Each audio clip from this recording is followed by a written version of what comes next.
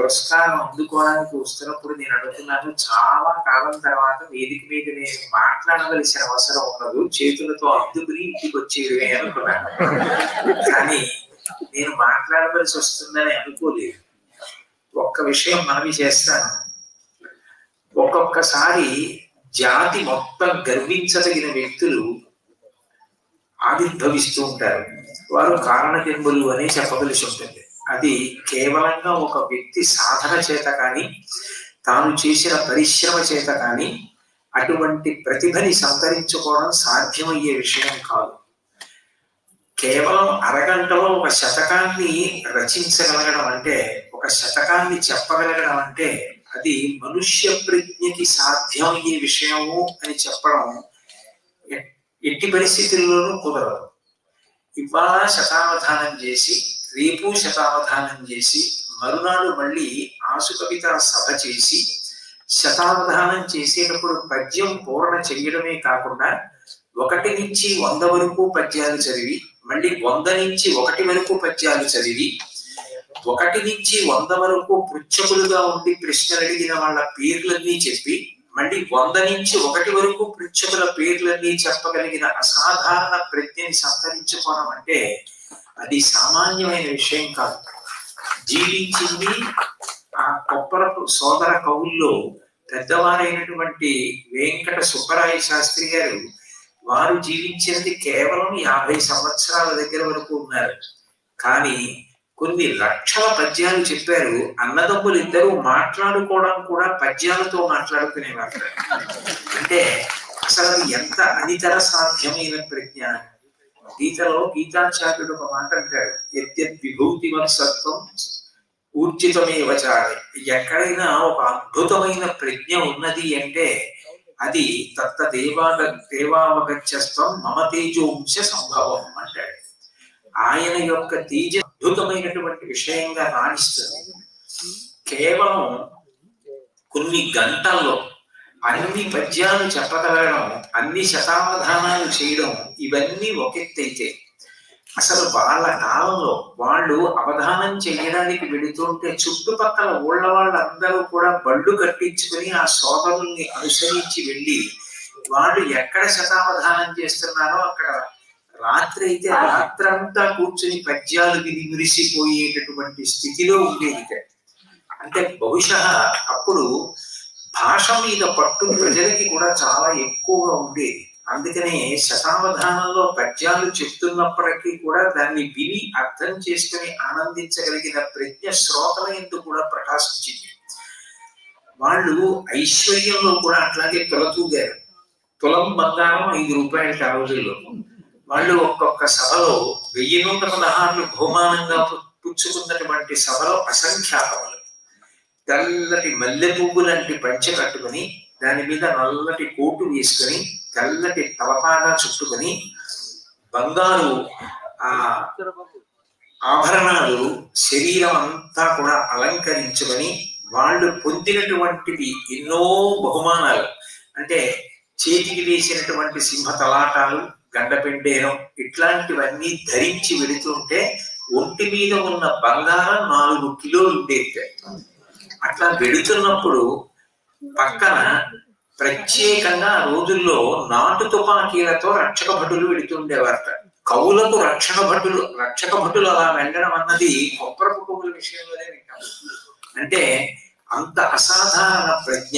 ఇవన్నీ ఒకెత్తైతే ఆ సోదర కవుల్లో పెద్దవారైనటువంటి సుబ్బరాయ శర్మ గారు నిద్రపోతున్నప్పుడు ఆయన ఊపిరి తీసి విడిచిపెడుతుంటే ఓంకారం వినపడుతుంది.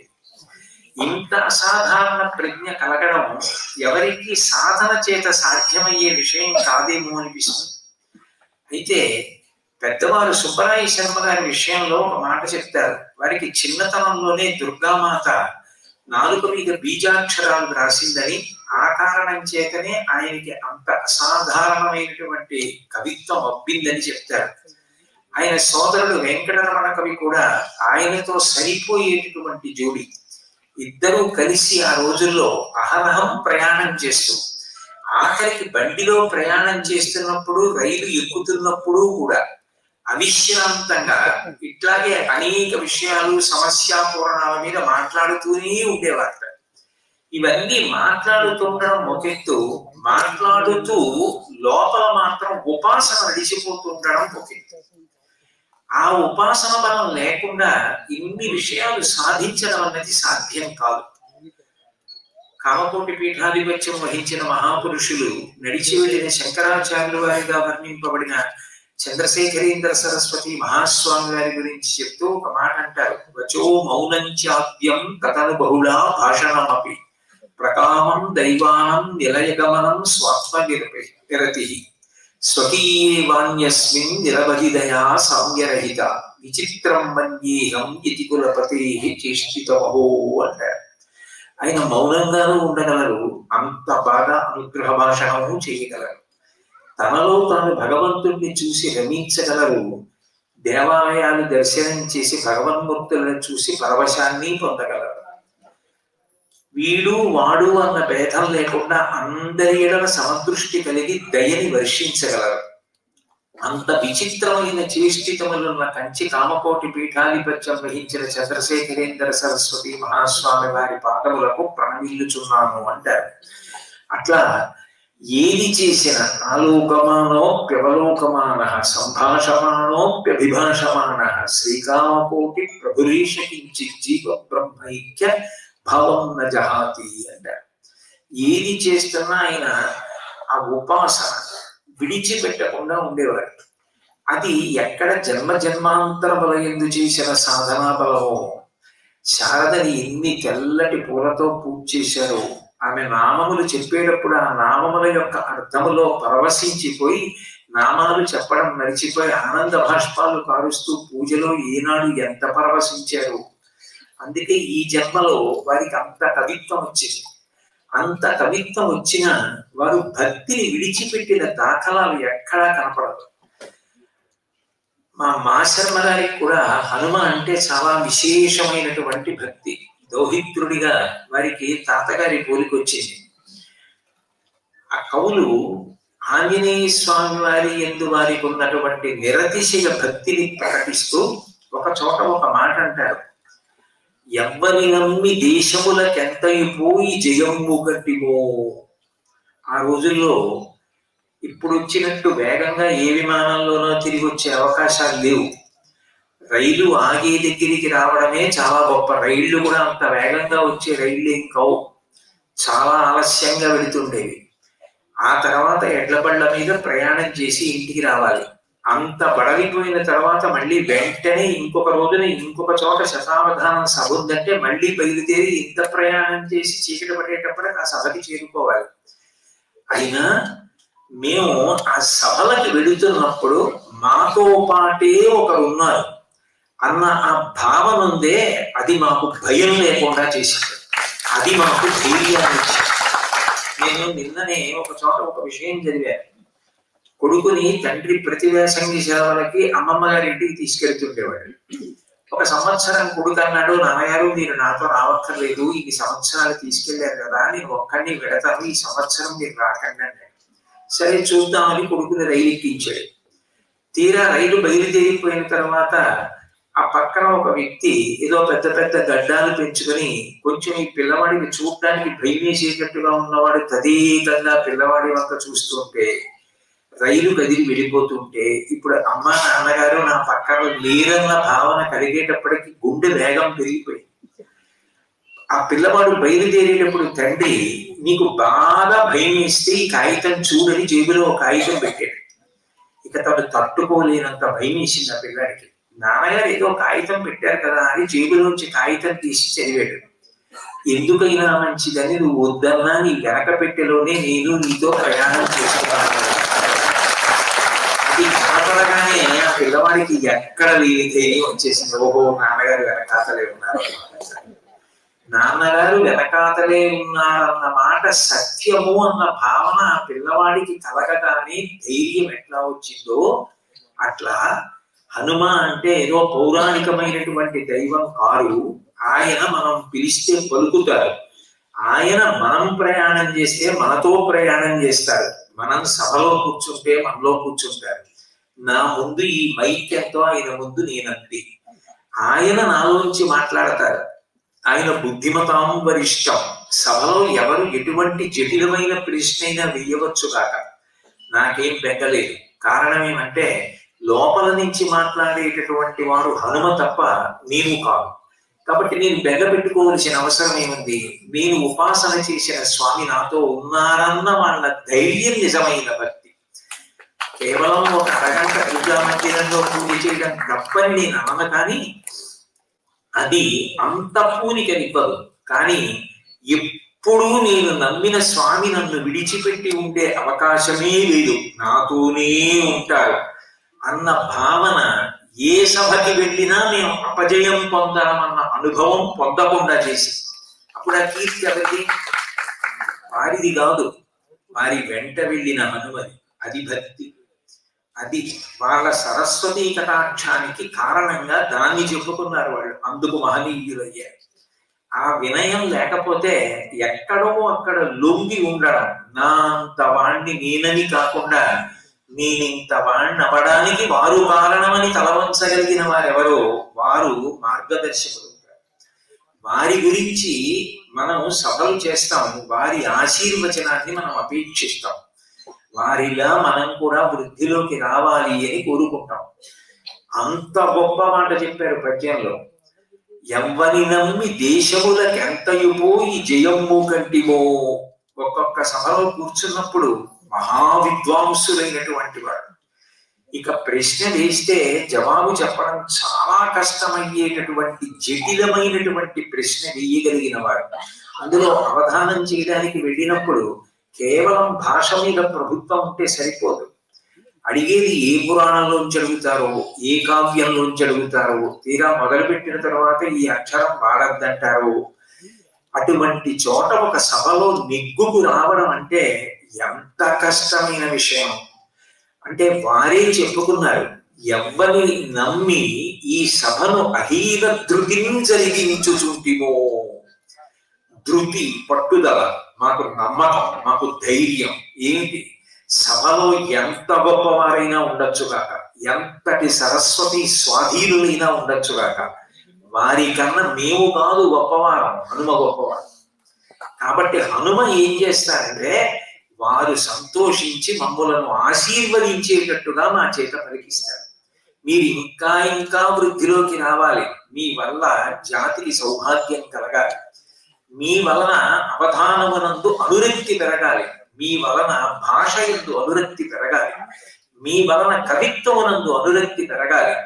అట్లా ఇంతమందిని ప్రభావితం చేయగలిగిన శక్తి మీ మాటకి రావాలి అని సభలో ఉన్న పెద్దలు లేచి ఆశీర్వచనం చేసేటట్టుగా, వాళ్ళు అంత సంతోషంతో ఇంటికి వెళ్ళేటట్లుగా ఈ సభ జరగడానికి మేము ఎవరిని నమ్ముకున్నామంటే అహీన ధృతిని జరిగించుచుంటిమో.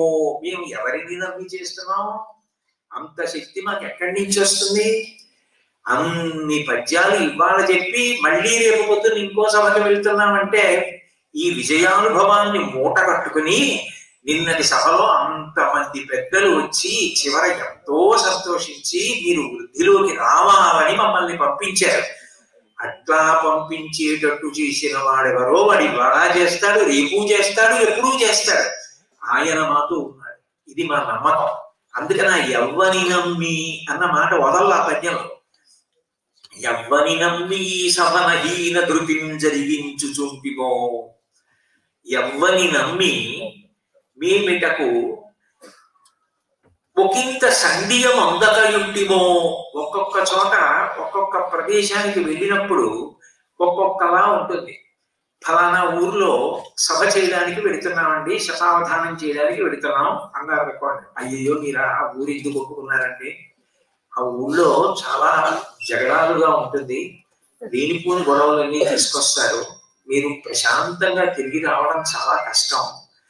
వెళ్ళినటువంటి వాళ్ళు మళ్ళీ సంతోషంగా తిరిగి వచ్చారన్న దాఖలా ఆ ఊర్లో లేదు.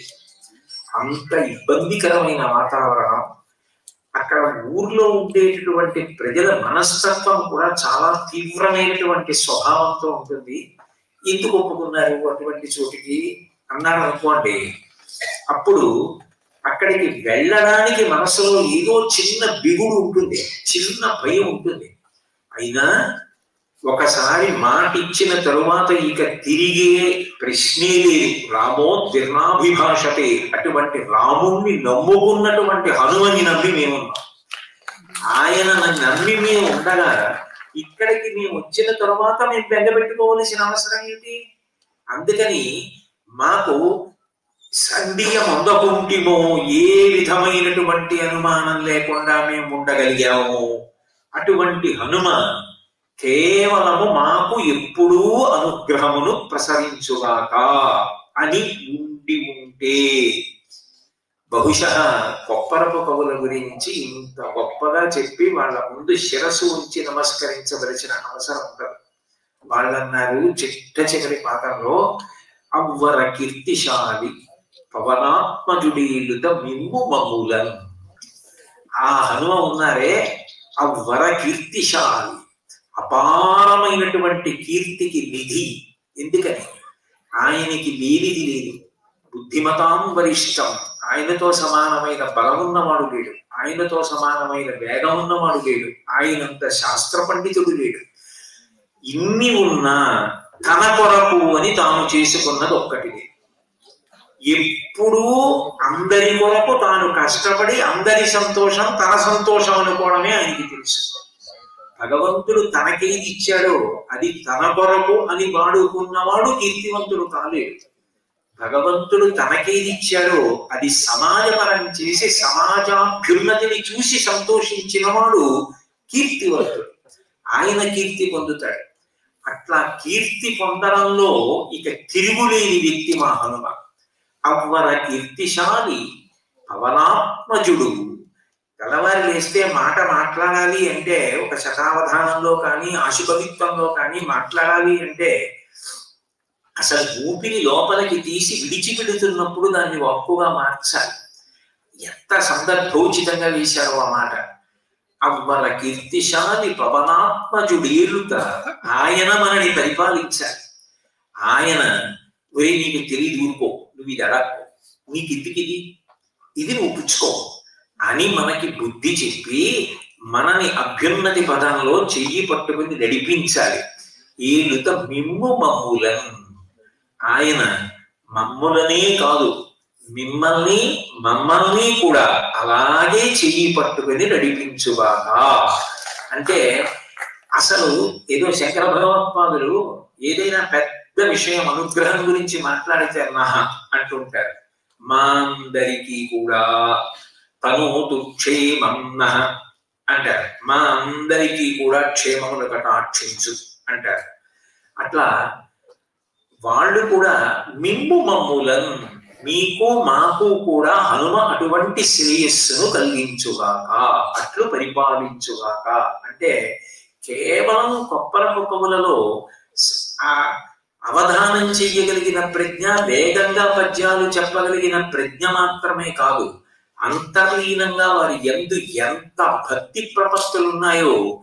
వారు ఒక మాట మాట్లాడితే ఆ మాట హనుమ యొక్క ప్రసాదం అన్న భావనతో ఎంత జాగ్రత్తగా మాటలు ప్రయోగిస్తారో మనకు అర్థం అయితే, కొన్ని లక్షల పద్యాలు వారు రచన చేస్తే అన్ని లక్షల పద్యాలలో ఇదేమబ్బా ఇలాంటి పద్యం రాశారు, ఇది చదవడానికి కానీ ఒకరికి చెప్పడానికి కానీ కొంచెం ఇబ్బందిగా ఉంటుంది కదా అనిపించే పద్యం ఒక్కటి నోటి వెంట రాకుండా అట్లా పద్యాలు పడ్డాయంటే అంతర్లీనంగా భక్తి గొప్పది.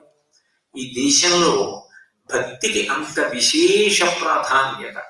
ఆ తల్లి అనుగ్రహించిన నాడు అంత గొప్ప మాటలు వస్తాయి, అంత గొప్ప అవధానం వస్తుంది, అంత గొప్ప ఆశుకవిత్వము వస్తుంది. అసలు నిజానికి ఏది రాదు, ఆ తల్లి అనుగ్రహించిన నాడు, స్వామి అనుగ్రహించిన నాడు ఎవరికి ఏదైనా వస్తుంది.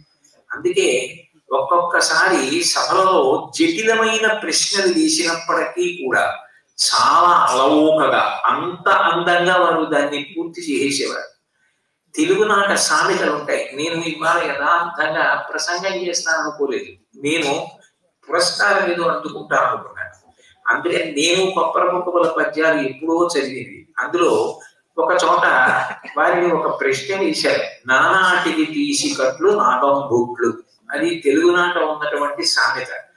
దాన్ని ఎంత అందంగా పూర్తి చేశారంటే ఏదో ఒక నాటకీయ సన్నివేశాన్ని కల్పించారు. తన భార్య అలా పక్కకెళ్ళింది. ఏ మామగారు ఏ బావమరిదో వచ్చారు. ఏం బావగారు ఏంటి ఇంకా ఇప్పటికీ మీరు అశాంతిగానే ఉన్నారా, మీకు మా చెల్లెలకి పొసగట్లేదా అంటే తన ఆవేదన వ్యక్తం చేస్తున్నటువంటి భర్త విడాకులన్న మాట ఈ దేశంలో లేదు కదా, అందుకని తను పడుతున్న ఓర్పు, ఎంత ఓర్పు పడుతున్న అమాయకురాలైనటువంటి భార్య అది చేతకానితనంగా తీసుకుని మొక్కుతనానికి పోతున్నటువంటి సందర్భాన్ని ఎంత బాగా చెప్పారంటే, మాట్లాడుతున్నప్పుడు అలవోకగా ఎట్లా మాట పడుతుందో అట్లాగే నీనిట్లు చేతు కాపురము అని మొదలెట్టారు. నీనిట్లు చేతు కాపురం ఈనాతుకతోడ బుద్ధి కలు ఏర్పడదయ్యో, పూనిక నీనిట్లు వచ్చిన నానాటికి తీసి కట్లు నాగంబొట్లు. నేను ఎంత ఓర్పు పడితే మాత్రం ఈమెకి ఏ సద్బుద్ధి కలగాలో ఆ సద్బుద్ధి కలగట్లేదు. దానివల్ల పూనిక నీనిట్లో వచ్చిన నానాటికి తీసి కట్లు నాగంబొట్లు. నేను ఎంత ఓర్పు పట్టినప్పటికీ అది రోజు రోజుకి నా మనశ్శాంతి విషయంలో తగ్గిపోవడానికి కారణమవుతోంది తప్ప మనశ్శాంతి పెరగడానికి కారణం అవ్వట్లేదు. దానికి ఒక నాటకీయ సన్నివేశాన్ని కల్పించి ఎవరితోనో మాట్లాడుతున్నట్టు దాన్ని ఒక చిన్న పద్యంలో అంత అందంగా పొదగడం అంటే దానికి ఎంత ప్రజ్ఞ ఉండాలి. ఒక చోట ఎప్పుడో ఎక్కడో ఒక చోట సమస్యాపూరణం ఇచ్చారు ఆయనకి. రక్తం బంచును నిర్మలోదకమును త్రావంగా శంకించతాం అని. ఎవరో రక్తం బంచును చేతుల నిండా నీళ్లు పోస్తే ఆ నీళ్లు త్రాగడానికో లేకపోతే పాత్రలో ఉన్న నీళ్లు తాగడానికో ఆ నీళ్లు పోస్తే నీళ్లు తాగమ్మా దాహం వేస్తోందంటున్నావు కదా అంటే ఆమె నీటి వంక చూసి బాబోయ్ రక్తం నేనెలా తాగుతాను అనుకుంది. పోనీ దాహం లేదా అంటే దాహం ఉంది. ఏమన్నా మతి భ్రమణమా అంటే అలాంటివి ఏం లేవు, ఆరోగ్యవంతురాలే. మరి అట్లా ఎందుకు అనుకుంది? రక్తం బంచును నిర్మలోదకము త్రావంగా శంకించతాం. ఆ నిర్మలోదకాన్ని రక్తం అని ఆమె శంకించింది అన్నారు. అంటే వాళ్ళు ఎంత అందంగా పూరణ చేశారంటే దాన్ని రక్తాంభోజ సమాన పాణియగుచుండ్రంజిల్లు బింబోష్టి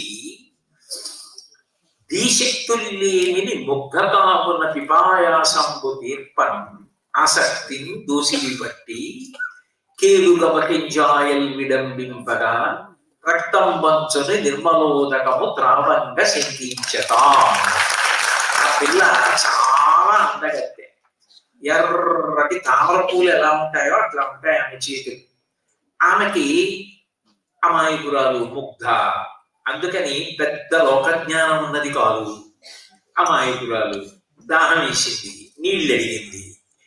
ఆసక్తిని దోసిలి పట్టి, ఎవరో నీళ్ళు ఇస్తే కొని పాత్రతో తాగడం కాదు, అదో చిన్నపిల్లతనం. అందుకని దోసిలి పట్టి తాగుతానని దోసిలి పట్టి వాళ్ళు నీళ్లు పోసారు. ఈ పిల్ల చేతులు ఎర్ర తామర పూలలా ఎర్రగా ఉన్నాయేమో, ఆ నీళ్లు పోసేటప్పటికీ అరిచేతుల్లో ఉన్న నీళ్లు ఎర్రగా నెత్తురులో కనిపించాయి. తన చేతుల్లోనే ఉన్న నీళ్లు చూసి పిపాయాసంబు తీర్ప తన దాహం తీర్చుకుందాం అనుకున్నది రక్తం పంచుని నిర్మలోదకము త్రావంగా శంకించటా. ఇది రక్తం నిర్మలోదకం కాదని శంకించింది. అంటే ఎంత అందమో. ఒక్కొక్క చోట హాస్యరసం చెప్పవలసి వస్తే సందర్భోచితంగా ఇంకా వెంకటరమణ గారు చెప్పారే, ఆయన చెప్తున్నప్పుడు నాకు ఆ పద్యం జ్ఞాపకానికి వచ్చింది. గడియారంబుపయుక్త వస్తువుల యందు అగ్రస్థానము పొందు. చాలా ఉపయోగకరమైనటువంటి వస్తువులలో గడియారం అగ్రస్థానాన్ని పొందుతుంది. గడియారం లేకుండా ఎవరు ఉండరు. అటువంటిది అయ్యడ చంద్రార్కుల కాననీక జలదం ఉగ్రంపుగా కమ్మగా అయ్యడం కాలం పిరింగించు. సైంధవుడు నాడీ యంత్రమేయున్నచో కడు కష్టం వయ్యేది కిరీటిన్ కోరికే తీర్పండగా చక్రికి అన్న భావన. దానికి వారు చేసింది ఏంటంటే గడియారం ఉపయుక్త వస్తువులయం అగ్రస్థానం చెందు. గడియారం ఉపయుక్త వస్తువులలో అగ్రస్థానం చెందుతుంది. కానీ చంద్రార్కులను జలదం ఉగ్రంబుగా కమ్ము వేళ, ఈ నీరు పట్టిన మేఘం సూర్యచంద్రుల్ని కప్పేస్తే కాలం తెలియదు. అప్పుడు గడియారమే చెప్పాలి సమయం. సైంధవుడు నాడీ యంత్రమే ఉన్నచో కడు కష్టంపకు కాదే గాండిని ప్రతిజ్ఞం తీర్పగా చక్రికిన్. సైంధవుడు నాడీ యంత్రంగానే ఉన్నట్టుంటే సూర్యుడు కనపడకుండా మాయ చేసి కృష్ణుడు చేసినా గడియారం చూస్తే ఇంకా సూర్యాస్తమయం సమయం అవలేదని సైంధవుడు తలెత్తేవాడు కాదు. కానీ నిజంగా కృష్ణుడు తన ప్రతిజ్ఞ తీర్చుకున్నాడంటే గడియారం లేదు కాబట్టి, నిజంగా గడియారం లేదు కాబట్టి అని చమత్కరించడం ఒక ఎత్తు అయితే, గడియారం ఉంటే మాత్రం సైంధవుడు తప్పుకుంటాడేంటి, భగవంతుడు చంపేస్తానంటే. అందుకే కడు కష్టం బహుగాదే, ఇంకొంచెం కష్టమై ఉండేది బహుశా కృష్ణుడికి. సైంధవుడి గడియారం ఆగిపోయి ఉండేది.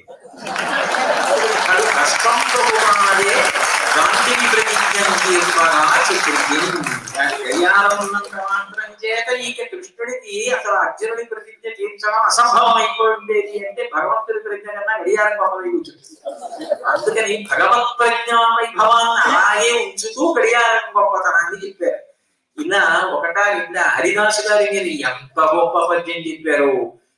సమ్యక్ వైష్ణవుండై వైష్ణవ రూపంతో హరినామ ప్రచయంబు వక్రమున సర్వాంగాళిత చిహ్నముల్ శిరమందున్ కలశంబు పాదముల గజ్జల్ చేత తాళంబు. ఆ హరిదాసు వచ్చినప్పుడు ఉండేటటువంటి వేషాన్ని వర్ణిస్తూ ఆ నడక కూడా ఎంత వేగంగా అంటే పరుంగు నడల్ నడిచినట్టున్నదట, పరిగెత్తి వెళ్ళిపోతున్నట్టున్నటువంటి నడక ఉండి అసలు చూసేటప్పటికే హర్షంపు ఊరింపగా, ఆ హరిదాసుని చూసేటప్పటికి పిల్లల దగ్గర నుంచి పెద్దల వరకు ఎంత ఆనందంగా ఉంటుందో. ఆ వేకువజామున వచ్చేటటువంటి ఆ హరిదాసు సమ్యక్ వైష్ణవాకారుడై, పూర్తిగా ఒక వైష్ణవుడు ఎట్లా ఉంటాడో అటువంటి రూపంతో హరిదాసు ఆ ఊర్లోకి వచ్చాడు అన్నదాన్ని ఒక చిన్న విషయాన్ని వర్ణించవలసి వస్తే అంత అందంగా వర్ణించారు ఆయన. అంటే సమయాన్ని దృష్టిలో పెట్టుకుని నేను ఈ ఒక్క పద్యం గురించి మాట్లాడి పూర్తి చేస్తాను. వారు జీవితంలో మనిషి తప్పకుండా సంపాదించుకుని తీరవలసిన విషయాలు కొన్ని ప్రస్తావన చేశారు. అందులో తప్పకుండా మనిషి పొంది ఉండవలసినది అన్నది వారు చెప్పినది కీర్తి. కీర్తి ఎప్పుడు వస్తుంది? ఒకటి కష్టపడాలి. కష్టపడకుండా కీర్తి రాదు. కేవలం లక్ష్యం పెట్టుకున్నంత మాత్రం చేత లక్ష్యాన్ని చేరలేడు. భారతదేశపు అత్యున్నత న్యాయస్థానం, సర్వోన్నత న్యాయస్థానం ప్రధాన న్యాయమూర్తిగా పదవీ విరమణ చెయ్యాలి అంటే వెంకటరమణ గారు ఎంత కష్టపడితే ఆ స్థానాన్ని పొంది ఉంటారు. ఎంత కష్టపడి పుట్టపర్తిలో చదువుకుని నిబద్ధతతో ఐఏఎస్ ఎన్ని ఉద్దానపతాలు, కష్టాలు, సుఖాలు ఎన్ని చూస్తే ఆంధ్రప్రదేశ్ ప్రభుత్వ ప్రధాన కార్యదర్శిగా పదవీ విరమణ చేయగలుగుతారు. ఎంత దానికి నిబద్ధత ఉండాలి, ఎంత కష్టం ఉండాలి. అందున తను పెట్టుకున్నటువంటి నియమాల్ని ఎక్కడా విస్మరించకుండా అలా నిలబడగలిగిన వాడెవరో ఆయన మాత్రమే కీర్తివంతుడు అవుతారు. కీర్తి శాశ్వతంగా ఉండిపోతుంది భూమి మీద. అటువంటి కీర్తి పొందకపోతే ఆ జన్మకు అర్థం లేదంట. నిజానికి వాళ్ళ పద్యాల ద్వారా లోకానికి ఎంత మంచి హితోపదేశం చేశారు. అందులో ఒక చోట అంటారు, పరిమళము లేని సూనము, పరిమళంబది లేని సూనము, అట్లాగే పంకజేక్షణ లేని మందిరం, నీరము లేని కూపం, నీరజాప్తుడు లేని అంబరం, దేవుడు లేని కోవెల, పండు వెన్నెల లేని రాత్రి అనంచను, కీర్తి కలుగని దేవి జన్మము దీనిధి అని పూర్తి చేశారు. కీర్తి లేకుండా మిగిలినవి నీకు ఇన్ని ఉన్నా ఆ జన్మ ఎటువంటిదో తెలుసా? పరిమళంబది లేని సూనము, సువాసన లేని పువ్వు ఎంత గొప్పదైనా ఎలా అందగించదో, పరిమళంబది లేని సూనము, పంకజేక్షణ లేని మందిరం. ఎన్నైనా ఉండొచ్చు ఇంట్లో, ఇంటికి వెళ్ళేటప్పటికీ ఎప్పుడు బయలుదేరారు, ఎప్పుడు వెళ్ళారు, ఎప్పుడు వచ్చారు, ఇప్పుడు మీరు ఆకలి చచ్చిపోయిందని ఏమీ తినకుండా పడుకుంటానంటే ఒప్పుకోను. అందుకే మీరు గబగబా తాగి పడుకోవడానికి జావ సిద్ధం చేశారు. కనీసం ఒక గ్లాసు జావ తాగి పడుకోండి అని అనగలిగిన ఇల్లాలు ఇంట లేనప్పటికీ ఇల్లు ఎలా అవుతుంది? పంకజేక్షణ లేని మందిరము, నీరము లేని కూపము. నీళ్లు లేనప్పటికీ నుయ్యిల్లుకు అవుతుంది. నీరము లేని కూపము, నిరజాప్తుడు లేని అంబరము, సూర్యుడు ప్రకాశించినటువంటి ఆకాశం, దేవుడు లేని కోవెల, దేవుని యొక్క మూర్తి లేనటువంటి కోవెల అని ఎందుకు అనిపించుకుంటుంది? పండు వెన్నెల లేని రాత్రి, పండు వెన్నెల విరిసి ఉంటే ఎంత సంతోషంగా ఉంటుంది. అటువంటి వెన్నెల లేని రాత్రి అంటే అమావాస్య లాంటి రాత్రి లాంటిది అనంసము అనడానికి సరిపోతుంది. ఏది అంటే కీర్తి కల్వని దేవి జన్మము దీనిది. తెలుగు మానే అంత అందంగా వేశారు. దేవి జన్మము దీనిది. ఇన్ని ఉంటే మాత్రం అంత సంపాదించాడు. తన జ్వరం తన పక్క వాళ్ళకి అప్పివ్వలేదు.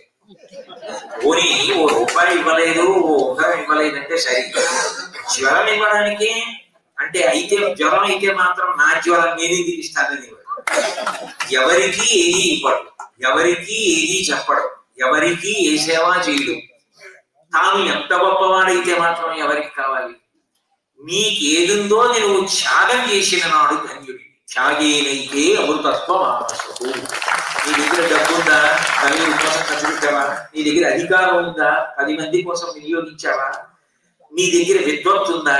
10 మంది అభ్యున్నతి కొరకు ప్రయత్నించావా? ఏది సమాజ హితము కొరకు త్యాగము చేయబడినదో, ప్రతిఫలాపేక్ష లేకుండా ఖర్చు పెట్టినదో అది కీర్తికి కారణం. అటువంటి కీర్తి పొందని జన్మ ఉందే అది దేవి జన్మము దీనిది. బుద్ధి కలిగిన వాడా ఆ జన్మకి ప్రయోజనం ఏమిట్రా? ఎంత అందమైన మాటలు చెప్పారు. ఇందాక మండలి బుద్ధప్రసాద్ గారు చెప్పినట్టు కొప్పరపు కవుల యొక్క పద్యాలలో ఇట్లాంటి పద్యాలు కొన్ని పద్యాలు తీసి మన విద్యార్థులకి తెలుగు పాఠ్యాంశాలలో పద్యాలుగా ప్రవేశపెట్టి వాటిని అంతగతం చెయ్యండి అంటే వచనం అయితే జ్ఞాపకం ఉండదు, పద్యం అయితే జీవితాంతం జ్ఞాపకం ఉండిపోతుంది ఛందోబద్ధం కాబట్టి. వాళ్ళకి అది కరదీపిక అవుతుంది. ఇట్లా బతకాలి. నేను ఎంత గొప్ప వైద్య విద్యార్థినైనా, ఎన్ని పథకాలు వచ్చినా 10 మంది పేదవాళ్ళ కన్నీళ్లు తుడవగలిగితే, 100 మంది ఇళ్లలో నా పేరు డాక్టర్ గారి పేరు పెట్టుకున్న కుటుంబాలు ఉంటే, అంతమంది ఇళ్లలో మా ఇంట దీపం డాక్టర్ గారు మీ వల్లే వెలిగింది, ఆ రోజున మా ఆయన్ని మీరే బతికించారు అని అనగలిగితే, ఉన్నారు అటువంటి వైద్యులు, లేకపోలేదు. మా ఊళ్ళో కాకినాడలో ఐవి రావు గారు ఉన్నారు. వాళ్ళ నాన్నగారు జోగారావు గారిని కడుపేదావిడ ఎడ్ల బండి మీద వస్తే పురుడు పోసి ఇంట్లో ఉంచుకొని పచ్చం పెట్టి తన కారులో పంపించేవారు. ఇప్పటికీ చెప్పుకుంటారు కాకినాడ. అదే సంప్రదాయం ఐవి రావు గారికి వచ్చింది.